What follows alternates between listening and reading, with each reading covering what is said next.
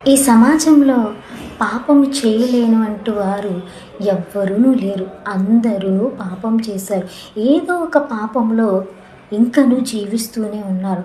చిన్న చిన్న పొరపాట్లు, ఏదో పెద్ద పెద్ద హత్యలు కాదు కానీ ఏదో ఒక పాపంలో ప్రతి మనిషి జీవిస్తూనే ఉన్నారు. అయితే ఒక పాపం లేని వ్యక్తి ఎవరైనా ఉన్నారు అంటే అది యేసుక్రీస్తు ఒక్కడే. ఆయన పాపము లేనివాడై ఉండి మానవ రూపుగా మన మధ్యలోనికి వచ్చి మనల్ని కూడా నీతిమంతులుగా, ఏ పాపం లేని పరిశుద్ధులుగా మనల్ని చేయాలని ఆయన ఆశపడుతున్నాడు. నీ హృదయంలో ఎవరికి చోటిచ్చావు? పాపానికి చోటిచ్చావా?